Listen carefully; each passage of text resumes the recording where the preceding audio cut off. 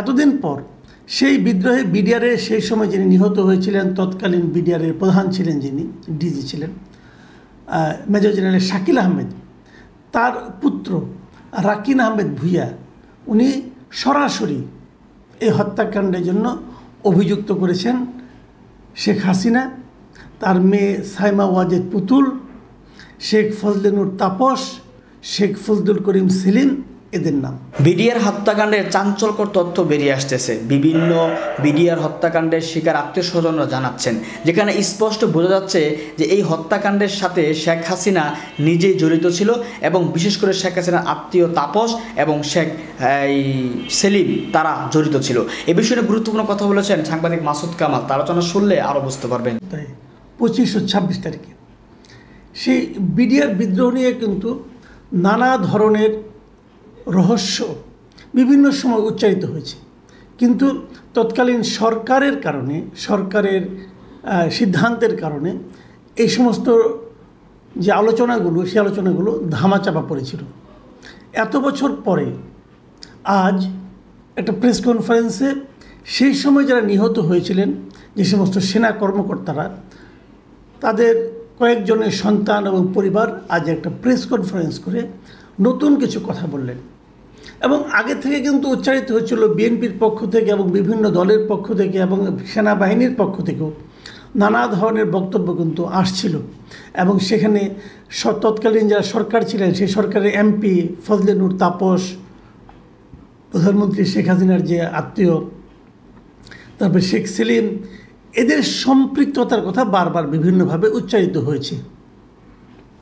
কিন্তু তারা সরকারের সঙ্গে সংশ্লিষ্ট থাকার কারণে সেই আলোচনাগুলো খুব একটা জোরালো হতে পারেনি। এতদিন পর সেই বিদ্রোহে বিডিআরের সেই সময় যিনি নিহত হয়েছিলেন, তৎকালীন বিডিআরের প্রধান ছিলেন, যিনি ডিজি ছিলেন, মেজর জেনারেল শাকিল আহমেদ, তার পুত্র রাকিন আহমেদ ভূঁইয়া, উনি সরাসরি এই হত্যাকাণ্ডের জন্য অভিযুক্ত করেছেন শেখ হাসিনা, তার মেয়ে সাইমা ওয়াজেদ পুতুল, শেখ ফজলে নূর তাপস, শেখ ফজলুল করিম সেলিম, এদের নাম। বলেছেন এই হত্যাকাণ্ডের সঙ্গে আরেকটা রাষ্ট্র, প্রতিবেশী রাষ্ট্র জড়িত, এবং তাদের সঙ্গে সহযোগিতায় এই লোকগুলি ছিল। এই যে নামগুলি উচ্চারণ করলাম তারা ছিলেন। একদম অভিযোগের তীরটা কিন্তু একদম তৎকালীন সরকারের শীর্ষ পর্যায়ের সঙ্গে। এবং এটা করতে যেয়ে তিনি বেশ কয়েকটা ঘটনার কথা উল্লেখ করেছেন। তিনি বলেছেন যে সেই সময় এই হত্যাকাণ্ড হয়ে যাওয়ার পর যে আর্মিদের যে আলোচনা হয়েছিল, যে আলোচনা শেখ হাসিনা উপস্থিত ছিলেন, সেখানে অনেক আর্মিরা কিন্তু নানা ধরনের বক্তব্য দিয়েছিলেন। এবং এখানে যে সমস্ত ঘাটতি ছিল, সেনাবাহিনীর পক্ষ থেকে যে সমস্ত পদক্ষেপ নেওয়া যেত কিন্তু তারা নেয়নি, সে সমস্ত বিষয়ে যারা সরাসরি উচ্চারণ করেছিলেন, সেই প্রতিবাদকারী সামরিক কর্মকর্তাদের অনেকেরই কিন্তু জেল হয়েছে, চাকরিচ্যুতি ঘটেছে। সেই ধরনের ঘটনাও কিন্তু এই রাকিন সাহেব উল্লেখ করেছেন। এখানে আরেকটা বিষয় বলা দরকার, সেটা হলো এই হত্যাকাণ্ড ঘটে যাওয়ার পর সরকার কিন্তু একাধিক তদন্ত কমিটি করেছিলেন। একটা তদন্ত কমিটি হয়েছিল তৎকালীন বিডিআরের অভ্যন্তর থেকে, তাদের প্রাতিষ্ঠানিক তদন্ত কমিটি, আরেকটা ছিল বাইরের, এটা বিচার বিভাগীয়। তো বিডিআরের যে তদন্ত কমিটিটা ছিল, সেই তদন্ত কমিটির প্রধান ছিলেন তৎকালীন লেফটেন্যান্ট জেনারেল জাহাঙ্গীর আলম।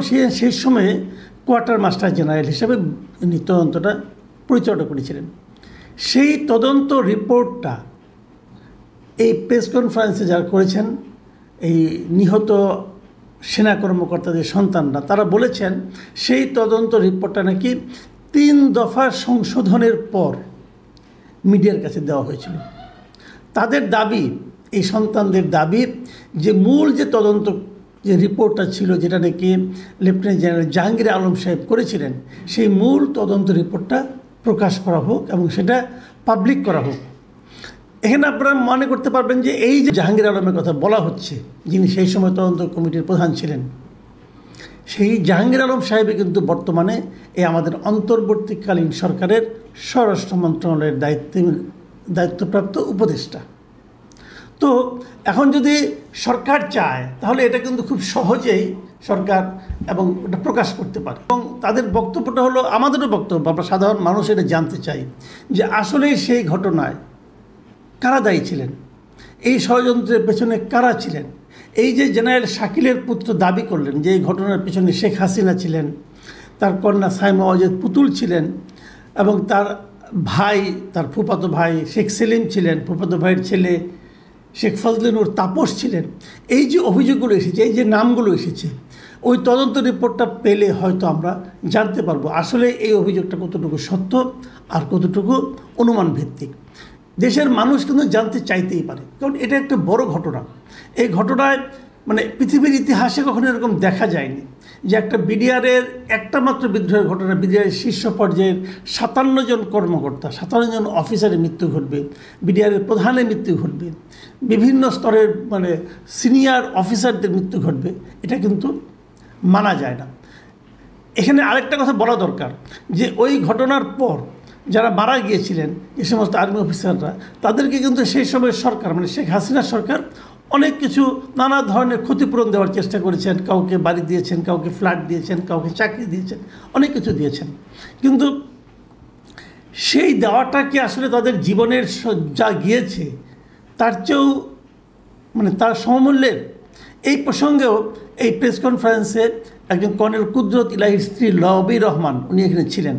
তাকে জিজ্ঞাসা করা হলে তিনি এই কথাটা জবাবও দিয়েছেন। তিনি বলেছেন যে আমরা তো, অনেকে হয়তো বলবেন যে এতদিন পরে আমরা এখানে কেন, আমরা তো অনেক কিছু পেয়েছি। কিন্তু তিনি বলেছেন যে আমরা কিন্তু আসলে এইগুলি চাইনি। গত 15 বছরে আমরা আসলে কেবল বিচারটাই চেয়েছি, কিন্তু বিচার পাইনি। যখনই বিচারের দাবি নিয়ে গিয়েছি তখনই তারা প্রশ্ন করেছে কী কী পেয়েছেন আপনারা, আপনারা তো অনেক কিছু পেয়েছেন, আর কি চান।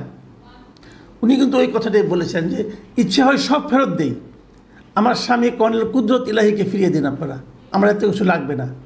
একটা মানুষের, একটা ফ্যামিলির জন্য এটাই কিন্তু মূল আসলে চাহিদা। সে তার পরিবারের সদস্যটাকে ফেরত চায়, তারা এই সমস্ত পার্থিব সম্পদ চায় না। তো যখনই তারা দাবি করেছে হত্যার বিচারে, তখন তাদের এই সমস্ত বলে ফিরিয়ে দেওয়া হয়েছে। এতদিন পর তারা যখন দাবিটা করছেন, আমি আশা করব বর্তমান অন্তর্বর্তীকালীন সরকার এই ব্যাপারে একটা মানে প্রয়োজনীয় পদক্ষেপটা তারা গ্রহণ করবেন। এবং তাদের যেটা দাবি যে কর্নেল জেনারেল জাহাঙ্গীরের করা যে তদন্ত রিপোর্ট, প্রথম যে রিপোর্টটা, মূল যে রিপোর্টটা, সেই রিপোর্টটা যেন তারা বাইরে নিয়ে আসে, তাহলে আমরা জানতে পারবো যে আসলেই তাদের যে অভিযোগ এটা সত্য কিনা। যে কথাটা শাকিল আহমেদের ছেলে রাকিন বলেছেন, তার ভাষায় আমি আপনাদের পড়ে শোনাই যে পৃথিবীর ইতিহাসে এমন কোনো ঘটনা ঘটেছে বলে জানা নাই যেখানে রাষ্ট্রের প্রধানমন্ত্রী অন্য একটা বিদেশি রাষ্ট্রের সঙ্গে ষড়যন্ত্র করে রাজধানীতে 57 সেনা অফিসারকে হত্যা করে। এটা কিন্তু একটা গুরুতর অভিযোগ। আসলে কি স্বৈরাচারী যে সরকার ছিল, যে সরকার বিদায় হলো দেশ থেকে, আসলে কি সেই সরকারের প্রধানমন্ত্রী শেখ হাসিনা বিডিআর বিদ্রোহের সঙ্গে জড়িত ছিলেন? থাকলে কেন ছিলেন? কেন উনি সেই ষড়যন্ত্রে লিপ্ত হলেন? এই সমস্ত প্রশ্নের কিন্তু যখন এই হত্যাকাণ্ড ঘটেছিল তখনই মানুষ জানতো, কিন্তু হয়তো মানুষের কাছে প্রমাণও ছিল, কিন্তু প্রকাশ করতে পারে নাই। তো এখন হাজার হাজার প্রমাণ আছে, এখন প্রকাশ করার স্বাধীনতা রয়েছে। এখন স্পষ্ট হচ্ছে যে এই বিডিআর হত্যাকাণ্ড কেন ঘটিয়েছিল। যদি এই বিডিআর হত্যাকাণ্ড সেনাবাহিনীর 57 জন অফিসারকে হত্যা করা না হতো, তাহলে হয়তো বা শেখ হাসিনা 2014 নির্বাচনটাই করতে পারতো না। কারণ আমরা জানি সেনাবাহিনীর ভূমিকা যদি এই সময় সঠিক না থাকতো, তাহলে কিন্তু হাসিনা আরও হত্যাযোগ্য চালাইতো। ওই সময় সেনাবাহিনী যদি থাকতো, যে 57 জন অফিসার তাদেরকে হত্যা করা হতো, তাহলে 14 নির্বাচন এভাবে রক্তের উপর দিয়ে হাসিনাকে করতে কখনোই দিত না। আর হাসিনার জেনেই এই 57 জন অফিসারকে নিজ হাতে হত্যা করেছে। আর হাসিনা যে কত বড় ডাইনি ইতিমধ্যে হয়তো আমরা জানতে পেরেছি। এই জন্য হাসিনার বিচার অবশ্যই করতে হবে, তাকে দেশে ফিরিয়ে আনতে হবে। ভারত যদি এই খুনি হাসিনাকে ফেরত না দেয়, ভারতের সাথে আমাদের সম্পর্ক ছিন্ন করতে হবে এবং ভারতকে বুঝাইতে হবে যে কোনো মূল্যেই হোক এই খুনি হাসিনাকে তোমরা ফেরত দিবা।